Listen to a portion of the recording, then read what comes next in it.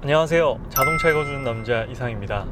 저는 지금 현대자동차의 소나타 센시어스로 출시한 소나타 터보 모델을 시승을 해보고 있는데요. 제가 저번에 소나타 2.0 자연흡기 모델도 시승을 해봤을 때 전반적으로 굉장히 만족스러웠어요. 편의사항이나 안전사항이나 대부분 굉장히 만족스러웠는데 차에서 가장 기본이 되는 주행 성능에 있어서 아쉬운 부분이 많았습니다. 서스펜션이나 운동 성능 부분은 많이 좋아졌지만 차의 기본이 되는 출력 부분 그리고 변속 부분이 가장 아쉬웠다라고 말씀을 드렸었는데요.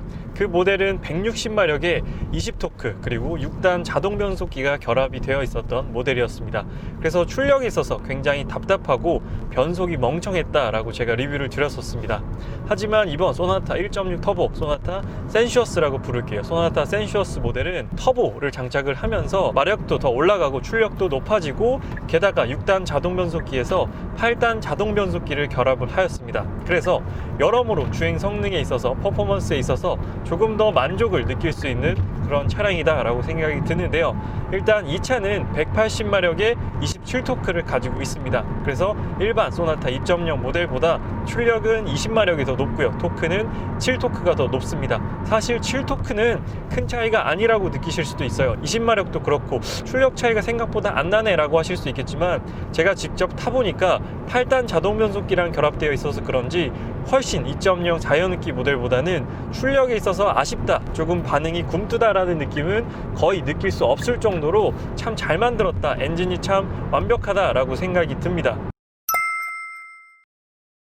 일단 그래서 소나타 센시어스 고려하시는 분들께서는 아무래도 주행 성능을 고려하시는 분들이 많이 찾아보실 것 같은데요. 일단 확실하게 말씀드릴 수 있는 부분은 소나타 2.0 자연흡기 모델보다는 확실히 출력이나 주행 성능에 있어서 훨씬 뛰어나다라고 말씀드릴 수 있겠습니다. 그리고 2.0 모델보다 cc가 작기 때문에 자동차세 절감 같은 경제적인 이득도 있는 1.6 터보 센시어스 모델입니다. 그리고 소나타 센시어스 모델에서 꼭 말씀드리고 싶은 부분은 바로 디자인이에요. 디자인은 많은 분들께서 리뷰를 통해서나 사진을 통해서 보셨겠지만 일반 2.0 소나타 모델도 참 디자인이 잘 나왔다라고 생각이 들었는데 소나타 센시어스로 넘어오면서 조금 더 더욱더 완벽해졌다라고 생각이 들어요. 일단 전면부에 파나메트릭 주얼 패턴의 라지에이터 그릴이 블랙 유광으로 적용되어 있어서 더욱더 멋져진 부분이고요. 그리고 사이드 미러와 사이드 스커트가 블랙 유광으로 또 되어 있어요. 그래서 옆에서 봤을 때 조금 더 날렵하고 차가 밑으로 쫙 깔려있는 듯한 낮은 프로포션을 보여주는 디자인적 요소가 되겠습니다.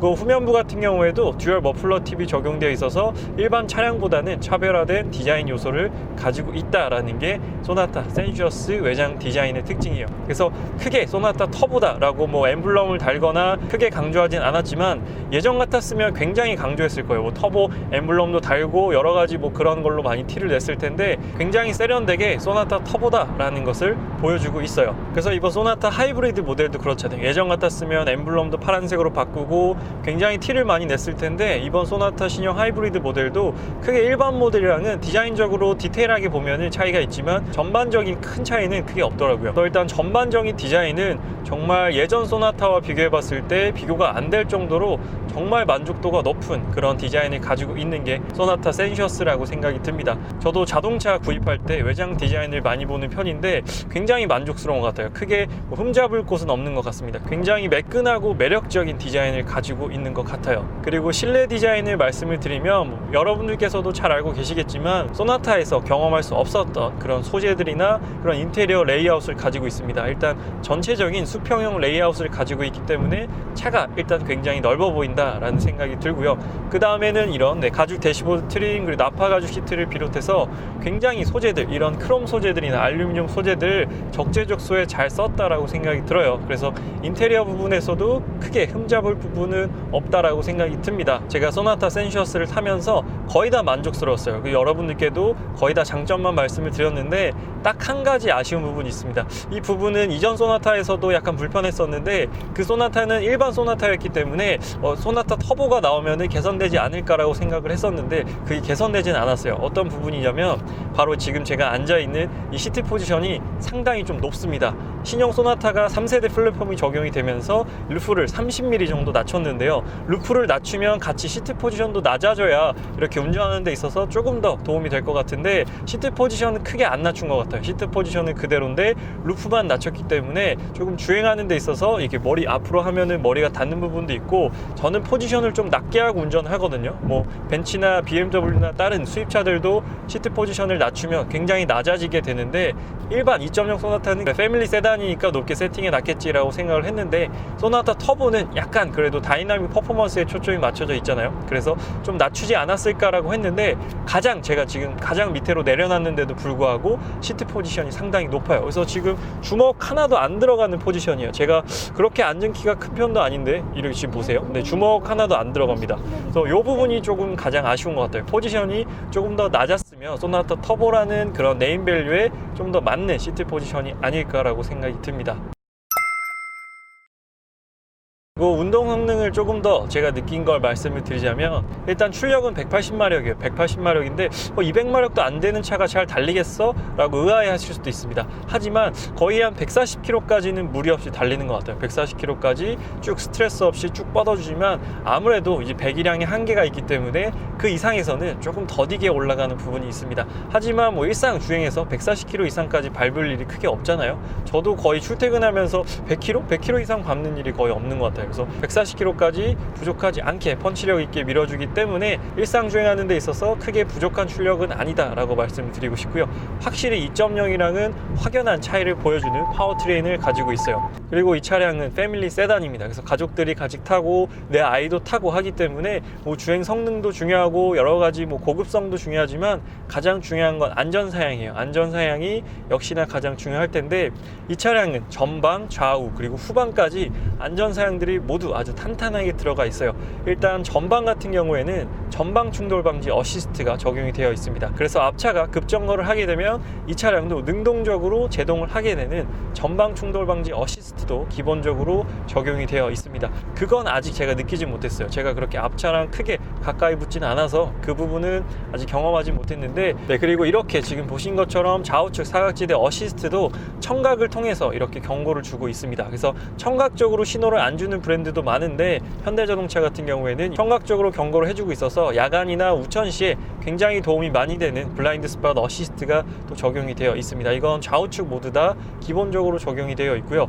그리고 후방 충돌 방지 어시스트도 있어요. 후측방 충돌 방지 어시스트도 있어서 혹시나 후진을 하다가 자동차가 지나간다거나 사람 혹은 자전거가 지나가게 되면 여기 중앙 디스플레이를 통해서 경고를 해주고 얘가 제동까지 하게 됩니다. 이건 제가 경험을 했어요. 제가 후진을 하는 데 있어서 사람이 지나가는 경우가 있었고 자동차가 지나가는 경우가 있었는데, 그 두 가지 상황 모두 이 차가 참 잘 잡아주더라고요. 그래서 안전사양도 크게 부족함이 없다. 그리고 추가적으로 차선 유지 어시스트도 있어요. 시속 60km 이상에서 제가 만약에 방향 시계를 안 켜고 점선이나 실선을 밟게 되면 이렇게 삐빅삐빅 소리가 나게 됩니다. 네, 지금 보면 네, 이렇게 삐빅삐빅 소리가 나요. 그래서 졸음운전이나 조금 더 그런 부주의한 운전을 막아줄 수 있는 그런 안전사양, 차선 유지 어시스트도 적용이 되어 있어요. 그래서 그 부분도 상당히 만족스러운 부분입니다. 그리고 또 한 가지, 핸들 조향 어시스트를 켜고 끌 수가 있습니다. 반자율 주행을 사용하지 않더라도 핸들 조향 어시스트만 이렇게 켜놓게 되면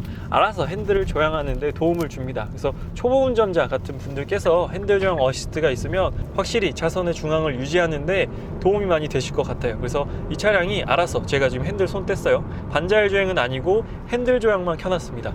지금 차선의 중앙을 잘 유지하고 있죠. 엑셀은 제가 지금 밟고 있어요.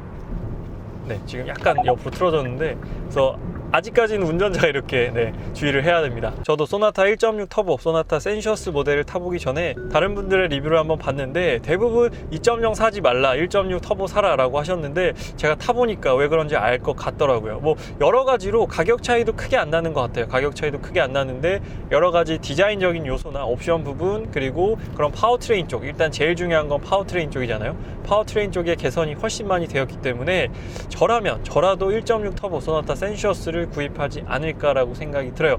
훨씬 주행하는 데 있어서 스트레스가 없어요. 모드를 변경하더라도 확실히 조금 더 캐릭터 차이가 크게 느껴지는 부분이고, 전반적으로 만족도가 굉장히 높은 차량이 소나타 센슈어스 차량입니다. 그래서 만약에 3,000에서 3,000 중반대의 차를 사라면 저는 무조건 소나타 센슈어스를 살 것 같아요. 이 가격에 이 정도 소재에 이 정도 편의사항과 이 정도 뭐 안전사양 옵션, 이런 차가 사실 찾아보기 어렵거든요. 수입차에서는 당연히 찾아볼 수 없고, 국산 차량에서도 경쟁 차량 대비해서 상당히 높은 상품성을 가지고 있는 차량이 소나타 센슈어스 모델이다 라고 말씀드리고 싶습니다. 오늘은 소나타 센슈어스 주행 리뷰에 대해 말씀을 드렸고요. 반자율 주행 리뷰는 제가 따로 또 업로드할 예정이니까 그 부분도 기대해 주시면 좋을 것 같아요. 그래서 오늘 소나타 센슈어스 모델에 대한 주행 리뷰는 여기서 마치도록 하겠습니다. 저는 자동차 읽어주는 남자 이상이었습니다. 감사합니다.